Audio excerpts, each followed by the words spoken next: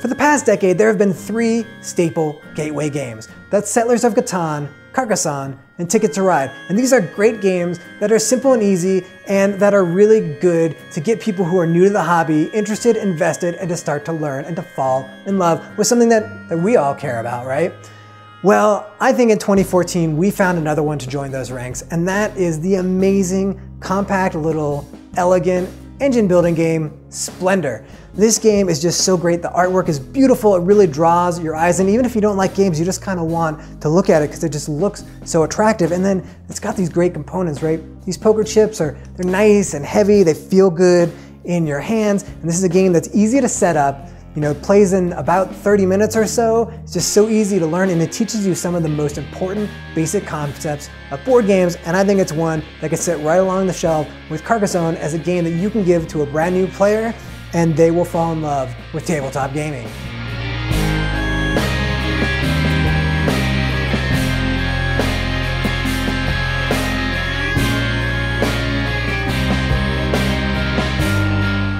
Your goal in Splendor is to earn prestige, and you're going to do it with beautiful gems. Let's take a look at Splendor set out on the table. These 3 rows show available development cards. This is your marketplace. Each row gets progressively more expensive. To the right is the bank, where you can collect gem tokens to buy cards. Above are nobles, who can be enticed to side with you once you've earned the gems that make them go all sploosh. That's right. Henry VIII goes sploosh. On your turn, you can do one of 4 things. Take 3 coins of different colors from the bank. Take 2 coins of the same color, so long as there are at least 4 coins in the stack. Reserve a card. You take a card off the table or the top of the draw deck and save it for later. Only you can then buy this card. You get a wild card token too. Buy 1 card. Every card on the table has a cost. So this card, for example, requires 2 red, 2 green, and 1 white gem. You can pay this with gem tokens and include a wild card as any color. Here's the fun trick of Splendor. The development cards you've bought in the past all count as a gem for any future turns. So if I have this lovely card with a ruby on it, and I wanted this card here, I only need to pay 1 red, 2 green, and 1 white. And the ruby card I already own stays put. I will always have this ruby in stock.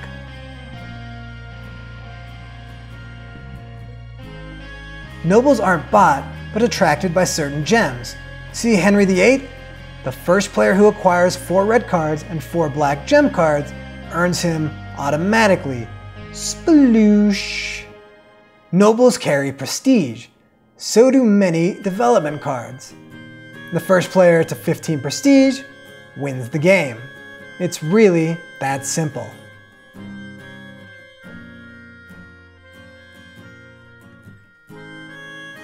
I like to think of Splendor as sort of the everyman game.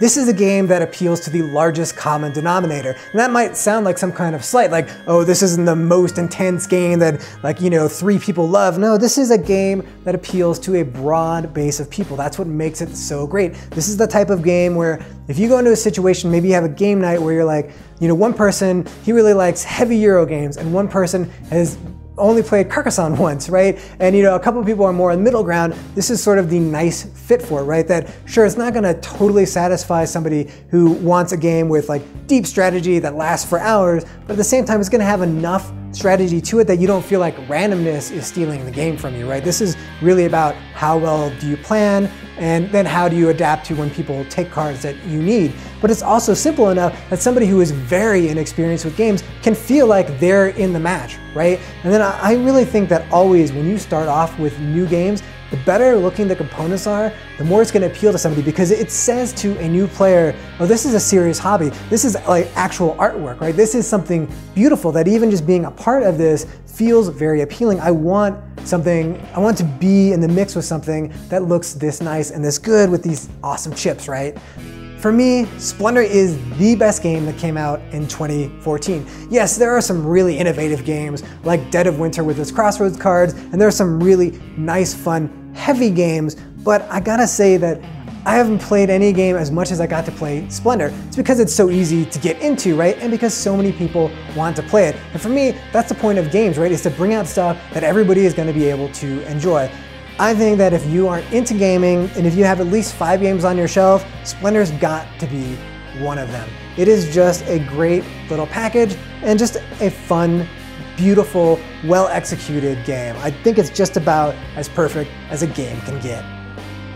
Well, that is our tidy little review of Splendor. As you can see, there's not a ton to the game, and that's actually one of the things that makes it so good. It's just a perfectly nice little packaged game. It doesn't need a lot of extras to it to make it enjoyable. If you've enjoyed our reviews, please consider clicking the link above and subscribing to the Dog and Thimble YouTube channel.